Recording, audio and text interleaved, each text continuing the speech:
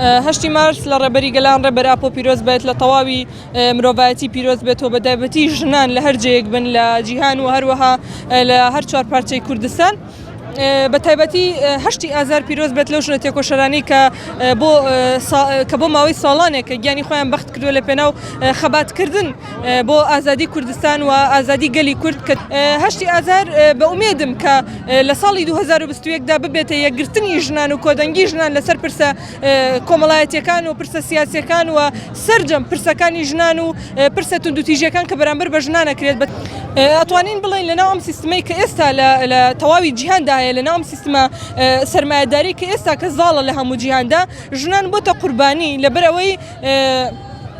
بە هەموو شێوەیە کراون بە کاڵا بە هەموو شێوەیە کە نرخ لەسەر جەستەی ژن دائەنێت بۆیە بە ئومێدی ئەوەی کە هەشتی ئازار ببێتە ئاشتەوایی ببێتە ئەوەی کە فکر و فەلسەفەی ژنی ئازاد بڵاو بێتەوە و هەروەها بێتە قۆناغێک بۆ ئەوەی کە پیاوان لەو عەقڵێتە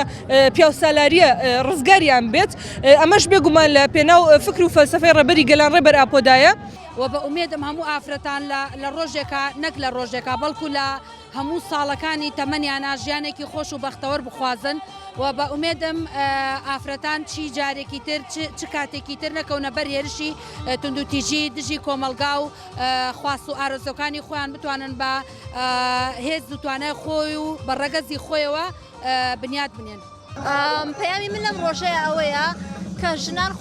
خودی ژنان خۆیان زیاتر هەوڵ بن تواناکانیان پێش بخەن بەرەو پێش بچن هۆشیار ببنەوە چونکەم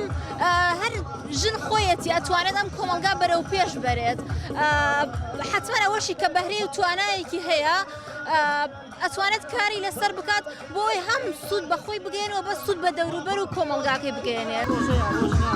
پەیامی من ئەوەیە بۆ ژنان هەمویان هەست بە ئازادیەکی باش بکەن ساڵ بە ساڵ ئازادیان زیاد بکات لە هیچ شتێک نەترسن هەر شتێک خۆیان مەبەستیان بێ هەوڵی بۆ بدەن بەجێهێنن. پیرۆزبایی هەشتی مارس لە هەموو ژنانی کوردستانەکەم